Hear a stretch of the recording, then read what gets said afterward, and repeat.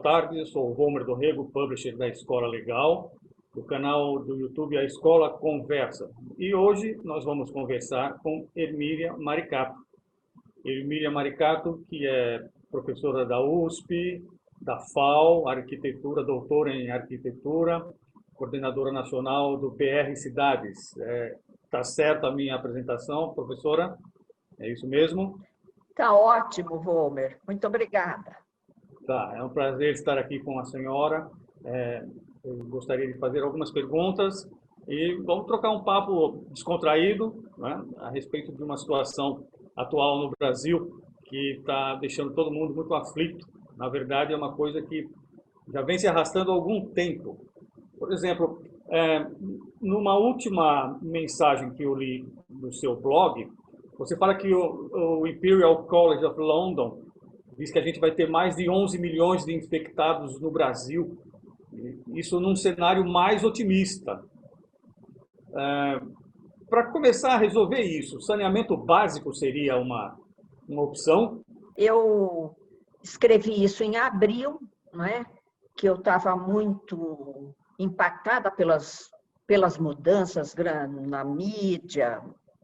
E eu sei que o Imperial College London é uma entidade muito respeitada, mas como eu tenho 50 anos de carreira acadêmica e tive na administração pública, no governo Erundina, depois na transição Fernando Henrique e Lula, quer dizer, tanto dentro do aparelho de Estado quanto fora, eu aprendi que a nossa realidade é muito diferente da realidade dos países centrais do capitalismo, não é? E a gente, infelizmente, tem um pensamento, inclusive técnico, bom, não podia deixar de ser, de reconhecer os centros mais avançados, técnicos e científicos do mundo, mas seria interessante que a gente tivesse um conhecimento que se desenvolvesse mais próximo da nossa realidade.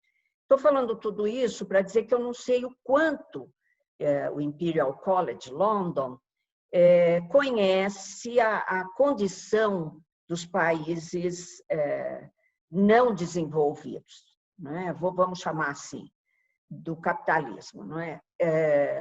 Nós temos condições muito diferentes das condições urbanísticas e de saúde dos países desenvolvidos, e eu acredito que eles levaram isso em consideração para chegar nesse número. Certamente, em abril, eles não tinham clareza, e nem nós, de que a tragédia da gestão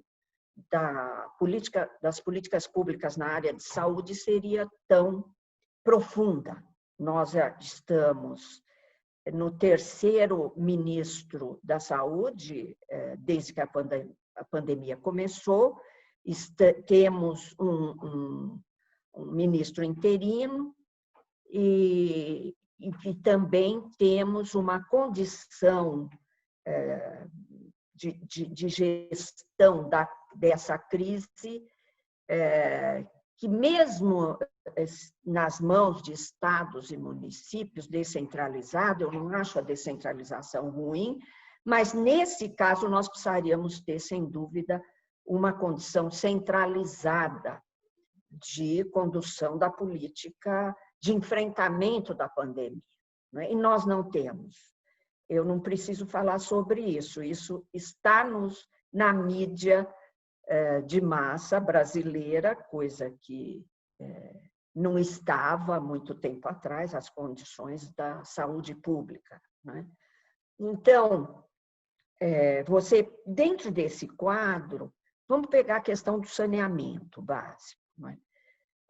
A gente viu, até por interesse das empresas que disputam a privatização do saneamento, antes de aprovada essa lei que permite, ou como dizem alguns experts, obriga a privatização do saneamento no Brasil, nós tivemos uma campanha divulgando os dados de que nós tínhamos mais de 20 milhões, 25 milhões de pessoas sem água potável e mais de 100 milhões de pessoas sem esgoto. E parte do esgoto coletado, grande parte não é tratada. Esses números gerais, eles foram bastante divulgados, até por interesse de algumas empresas no processo de privatização. E essa lei, que eu considero uma tragédia, ela passou muito tranquilamente pelo Congresso Nacional, infelizmente, não é? Então, nós queremos dizer que a condição de saneamento no Brasil não era boa, não é boa. Nós somos conhecidos no mundo pelas epidemias de dengue, zika e chikungunya. Elas não se faz muito alarde dessas epidemias, porque elas não começaram nos bairros ricos, como foi o caso do novo coronavírus, não é? E essa condição de saneamento, que é muito ruim, e ela tem tudo a ver com a questão da ocupação do solo urbano. Nós temos ocupações em áreas ambientalmente frágeis, beira de córregos, beira de rios, com lançamento de esgoto. Veja cidades como as nossas principais metrópoles, toda a rede hídrica, ela se tornou uma rede de drenagem de esgotos, não é? É um crime isso, porque os nossos rios são canais de esgoto, não é? E nós não resolvemos isso, e agora a grande mídia usa trombetas para anunciar que com a privatização isso vai ser resolvido. E nós temos aí várias articulações de especialistas na área do saneamento, como é o caso do Ondas, mostrando o quê? Que no Brasil, todas as áreas estaduais e municipais que foram privatizadas apresentaram resultados piores do que as áreas que estão nas mãos de empresas ou departamentos públicos. Isso acontece no mundo também. Em vários países do mundo, nós temos um recuo em relação à privatização dos serviços de saneamento. Água, esgoto, coleta e tratamento de lixo, e eu diria que poderíamos pôr a drenagem, mas não necessariamente, né? Então, nós temos uma condição ruim, não houve uma grande prioridade na área do saneamento ao longo dos últimos anos, alguma prioridade durante um certo período, mas o saneamento não tem aquela velha constatação, ele não aparece como uma obra viária, como um viaduto, como um túnel, enfim, ele não tem a mesma visibilidade, então ele não teve a mesma prioridade. Eu que fui para a transição Fernando Henrique Lula para criar o Ministério das Cidades, e nós criamos uma Secretaria Nacional de Saneamento que trabalhou num Plano Nacional de Saneamento que eu considero muito, muito bom, mas que infelizmente não foi levado às últimas consequências. Nós chegamos a aprovar um novo marco legal do saneamento em 2007, uma lei muito, muito virtuosa, mas que também não foi levada às últimas consequências, como a lei da mobilidade, o Estatuto da Cidade, etc. Quero dizer que, se uma empresa que pode explorar quem pode pagar pelo serviço de saneamento, ela tem mais condições de atender quem não pode pagar pelo serviço de saneamento. Colocar isso nas mãos de empresas privadas, nós temos um futuro que já pode ser lido em todas as áreas, em todos os estados e municípios que tiveram o serviço de saneamento privatizado.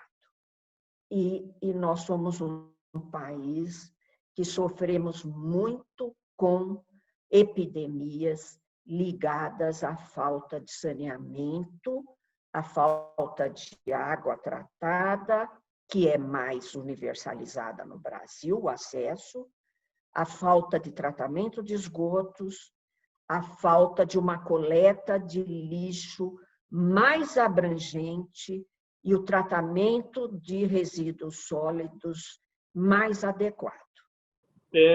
Também nessa sua colocação feita no seu blog, você fez uma consideração que eu achei bastante consistente, bastante coerente. Eu vou ler um trechinho, que eu batizei do poder invisível.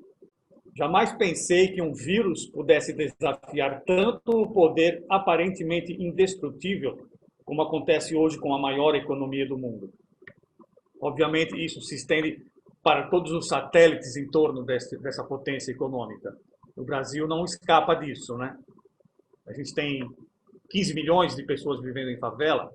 Foi bem no começo da pandemia e eu fiquei muito perplexa de ouvir os jornais de TV, da TV aberta, que é a que chega da maior parte da população, tocarem cotidianamente na questão da desigualdade no Brasil e tocarem na condição urbana de vida. Isso é tão difícil da gente ouvir. Você sabe, Volmer, que a questão urbana ela assumiu, inclusive, de parte da agenda da esquerda, agenda política da esquerda, não é? É como se as cidades debater as cidades fosse um debate menor. Vamos debater as grandes questões que cabem lá na Praça dos Três Poderes, em Brasília, né? Que é o que a gente mais discute, economia, mas também a relação entre os poderes, etc. Isso é importante, obviamente.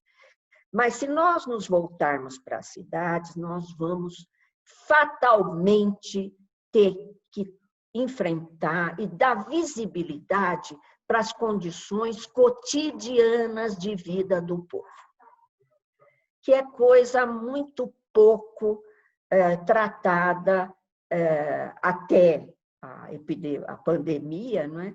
A irrupção da pandemia, pela nossa mídia do mainstream, né? Essa mídia mais poderosa, né? Essa mídia realmente ela define muito dos rumos do país, não é? E foi nesse período que eu falei, nossa, o Jornal Nacional da Globo, ele está falando dos números dos moradores de favela, que o IBGE dá por aí 12 milhões, mas nós sabemos, e o IBGE mede bem, o IBGE é um organismo de uma alta confiabilidade, mas nós sabemos que o número de pessoas morando em favelas é muito maior que esse. Inclusive, dependendo do conceito de favelas que nós utilizarmos, evidentemente, né?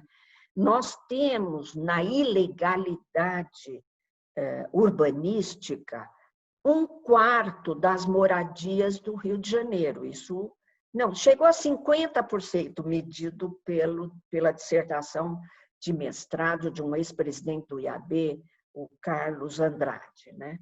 E, então, nós temos uma periferia, Volmer, nas cidades, essa periferia inviabilizada, essa periferia sem Estado, essa periferia que surgiu da ausência do Estado e do mercado, são as pessoas construindo suas próprias casas, são as pessoas comprando pedaços de terra completamente ilegais ou comprando lotes que são gerados por parcelamentos ilegais, como acontece com alguns intervalos, durante os 50 anos que eu acompanho a área de proteção dos mananciais em São Paulo, que é a área que produz a nossa água. Então, essa população, e quando a terra é de interesse de alguém, a condição de ilegalidade promove um despejo. Não é? Mesmo o direito à moradia previsto na Constituição, nem agora, durante a pandemia, ele está sendo respeitado.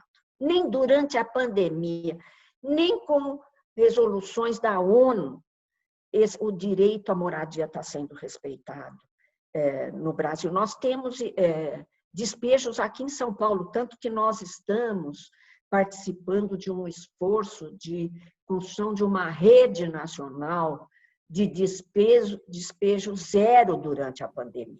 Porque colocar famílias na rua durante esse período é realmente agir a favor da pandemia. Né? Como é que nós vamos controlar alguma coisa nessas circunstâncias? Né? Então, eu fiquei muito admirada no começo de abril de ver os jornais, o Jornal Nacional, mostrar a dificuldade do isolamento social diante das condições de moradia. Não é? O que nós temos? Nós temos uma parte das nossas moradias que a gente conceitua como congestionadas. Elas têm mais de 3 moradores por cômodo, né? Dormitório. Muitas salas são dormitórios, né? Nós já falamos da falta de água de esgoto e da coleta de lixo, da coleta de resíduos sólidos deficiente, né? Nós temos uma condição, hoje, precisamente, a revista da FAPESP traz o que, para mim, era uma hipótese. Claro, eu cheguei a falar dela em algumas entrevistas, de que o transporte coletivo, o transporte público, é o maior vetor de contaminação massivo. E hoje está lá na revista da FAPESP, traz uma pesquisa com essa hipótese sendo investigada. Não é? Você tem, com a diminuição do número de veículos, congestionamento nos transportes, não é? Em área fechada. Não é? É a pior situação. E pessoas passando muito tempo nos transportes. Ida e volta. Algum tempo atrás, eu peguei as pesquisas da ANTP, Associação Nacional de Transportes Públicos, dava uma média de 2h30 por dia que as pessoas estão passando no transporte. Quer dizer, é um incentivo a andar de carro, né? Um incentivo ao congestionamento, que é poluidor, que ataca, que contribui com o aquecimento global, ataca a nossa camada de ozônio, enfim. Então, as condições urbanas, elas têm um protagonismo, as condições urbanas de vida, em relação a essa epidemia.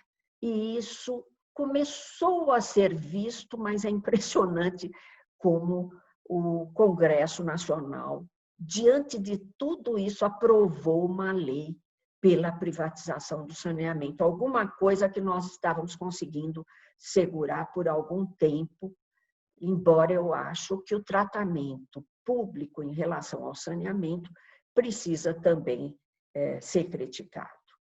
Quais seriam as primeiras e necessárias providências para alterar esse quadro maluco que nós vivemos? Sem dúvida nenhuma, nós vamos retomar alguma coisa sobre a qual eu já trabalhei muito no Brasil, que é um novo projeto para as cidades do Brasil. Nós achamos, já estávamos achando antes da epidemia, que era hora de repensar o Brasil e repensar as cidades, não é? Repensar no sentido de construir socialmente propostas, não é? E nós criamos, há 2 anos atrás, uma rede que se chama BR Cidades, um projeto para as cidades do Brasil. Essa rede hoje está em mais de 30 universidades, porque ela cresce a cada dia. Ela tem núcleo em 16 estados, ela tem a contribuição da Federação Nacional dos Arquitetos, da Federação da FICENGE, Federação Nacional Intersindical dos Engenheiros, o IBDU de Direito Urbanístico, Instituto Brasileiro de Direito Urbanístico, SEBS, que é o pessoal de medicina, de direito, de assistência social, de engenheiro, de arquitetos, além de uma vasta rede de universidades. Nós já fizemos 2 encontros nacionais, fizemos um esboço de agenda nacional e agora a nossa orientação para os nossos parceiros é discutir a cidade em que cada um se encontra. Nós temos, então, inicialmente eu estava um pouco desencantada com eleições e a esfera institucional. Acho que a tragédia que nós estamos vivendo, não só da pandemia, mas desse desgoverno nacional no Brasil, me fez ver que era hora de nós nos voltarmos a capilarizar novamente a participação política social. Nós precisamos ocupar cada espaço do território brasileiro, mas especialmente os bairros, as praças, as ruas, as escolas, as igrejas, os clubes, e discutir, informar o povo, combater essa falta, essa manipulação da informação, fazer com que essa população tão desinformada, que aceita o terraplanismo, que aceita o ataque à ciência, que aceita o ataque às evidências científicas, que a gente que tem alguma informação possa trabalhar com essa população, trocando informação, porque quando a gente ensina, a gente aprende. Eu tive 40 anos que eu estou na USP dando aulas e participei muito de movimentos de bairro nas periferias, desde a década de 70, nas comunidades eclesiais. Aprendi demais coisas que a universidade muitas vezes não ensina. Essa troca entre a universidade, entre o conhecimento profissional, técnico, científico, acadêmico e o conhecimento empírico e essa realidade, ela, na verdade, nós tivemos no Brasil essa condição na década de 70, no início dos anos 80, quando nós conquistamos esse último ciclo democrático no Brasil, mas ela mesmo os partidos de esquerda, todos nós saímos do território, deixamos esse espaço onde nós nos encontrávamos, e esse espaço foi ocupado, vazio ele não ficou. Esse espaço sem Estado foi ocupado pelo crime organizado, pelas milícias, pelas religiões pentecostais conservadoras. Mas agora eu queria terminar essa minha fala de uma forma muito otimista. Eu sei que parece incrível alguém se dizer otimista nesse país, conhecendo muito o Brasil urbano, do jeito que eu conheço, e eu estou vendo renascer iniciativas em todos os lugares do Brasil. Eu não acho que a nossa conquista reconquista da democracia seja algo de curtíssimo prazo, mas eu acho que ela virá. E considero que as eleições municipais desse ano são muito importantes. Nós participamos também da rede São Paulo Sua, que é uma rede que está discutindo um projeto para a cidade de São Paulo, sob a liderança do Sindicato dos Engenheiros do Estado de São Paulo. E eu estou convicta que nós vamos reconstruir a democracia brasileira a partir das cidades, a partir de onde a população mora. Tá bem, muitíssimo obrigado, professora doutora Hermínia Maricato. As suas colocações são extremamente coerentes e sensatas. Espero poder contar com a senhora numa próxima ocasião para nos trazer esses esclarecimentos tão necessários, sempre. Muito obrigado, tenha uma boa tarde. Obrigada, Vô. Até a próxima. Até a próxima.